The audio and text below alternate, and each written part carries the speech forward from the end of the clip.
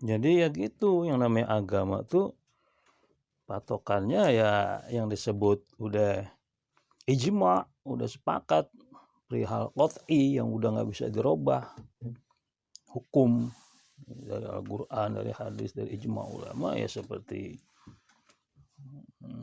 zina, mabok, judi, yang jelas-jelas tuh ada di Al-Quran. Ya, terutama ya itu pokoknya yang nggak boleh tuh. Kalau ada yang mengatakan halal boleh, maka naudzubillah min dzalik, murtad. Jadi furu'iyah tuh begitu cabang, yaitu fikih. Nah, apabila nih masalah ikhtilafiyah, perbedaan pendapat antara ulama, nah itu belum disebut yang tadi. Jadi apabila ada yang menentang dalam perihal ini, ada yang mengatakan boleh, ya kan ulama ikhtilaf gitu kan. Nah itu nggak jadi kesana gitu. Ini dia belum megang kaul yang mana nih, apalagi udah megang satu kaul yang membolehkan, dia bilang boleh, ya itu udah boleh banget. Ini dia belum megang kaul yang membolehkan, tapi dia nentang sama ulama yang menyatakan itu haram gitu. Dibilang enggak, haram dari mana gitu kan. Tapi masalah ikhtilafiyah nih, tapi dia belum tahu tuh ada kaul yang membolehkan. Enggak jadi murtad kagak, karena belum ijma'iyah, belum ijma' tuh problem masalah itu. Nah kalau dia udah tahu kaulnya, kalau tuh ada yang membolehkan, ya nggak apa-apa gitu. Dia bilang boleh, ya saya megang kaul yang membolehkan. Tuh. Makanya ajengan kiai ulama ya, santri semuanya ini orang-orang ahli madrasah yang ya sesama ada gitu sama teman tetangga sama orang lain. Apabila ingin mengerat, ingin melarang seseorang melakukan sesuatu yang anggapan dia tuh nggak boleh gitu kan, harus pelajarin dulu masalah ini, ijma'iyah atau ikhtilafiyah. Ini perkara gitu kan, perkara ini sepakat atau enggak gitu. Nah apabila ikhtilafiyah, ya udah ngapain berat, husnuzon aja, oh dia megang kaul yang membolehkan gitu aja. Sepertinya mungkin dia megang kaul yang membolehkan gitu aja di hati kita, udah nggak usah didiemin aja, jangan paksain kita larang lah, kan ikhtilafiyah buat apa kita larang, karena perbedaan pendapat. Ada ulama yang menyatakan nggak boleh, ada ulama yang menyatakan boleh.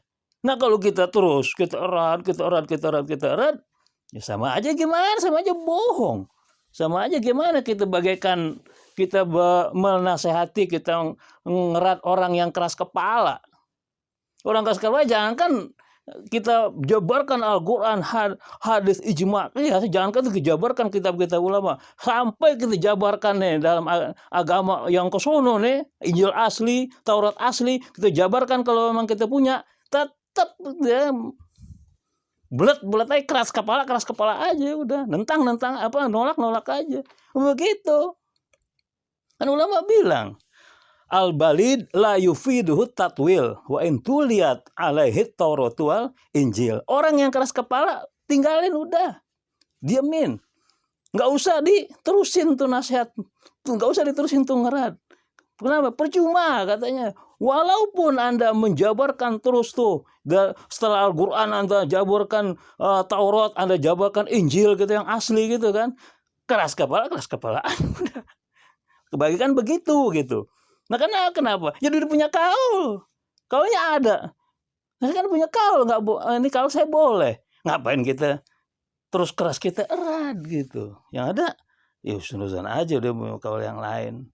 Gitu aja kaul yang membolehkan.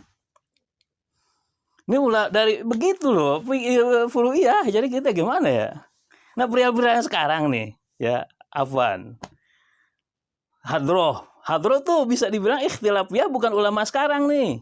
Bukan ulama yang sekarang. Ulama terdahulu. Karena hadroh adanya udah dari abad-abad dahulu. Perihal musik gitu. Ya emang mayoritas nih ulama mazhab Syafi'iyah, mayoritas dan mazhab-mazhab lain kebanyakan melarang musik.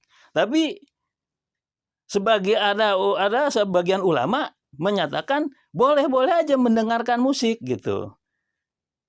Boleh-boleh aja mendengarkan musik. Ada yang membolehkan gitu. Seperti dalam sebagian ulama yang udah dipangkat imam, disebut al-imam, yaitu Imam Al-Ghazali radhiyallahu anhu. Nah itu nggak keras sama musik.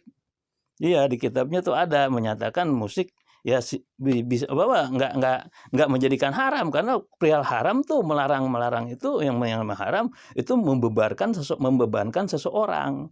Jadi jangan sembarang gitu menyatakan haram, katanya gitu. Ya coba aja dibuka di kitabnya kalau antum kurang percaya gitu. Antum masih ragu. Nah ini perihal ikhtilafiyah ulama yang dulu. Nah jadi ulama sekarang sama masih ikhtilafiyah. Ada yang memegang kaul yang mengharamkan, ada yang memegang kaul yang membolehkan. Jadi ya kita usul aja yang hadroh itu ya mungkin memegang kaul yang itu kan memang Ustadz Kiai juga yang mimpin. Jadi punya kitabnya juga. Jadi ya kita namanya orang ikhtilafiyah ya damai aja udah. Ya udah urusannya apa? Akhirat, urusannya nanti di akhirat.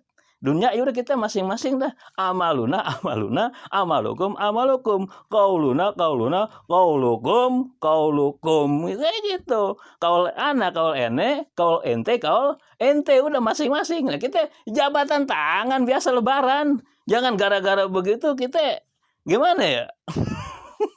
Kita sampai bermusuhan, kita sampai naudzubillah min dzalik, sampai kita bilang ahli bid'ah tuh, ahli bid'ah, naudzubillah min dzalik. Jangan, hati-hati ya.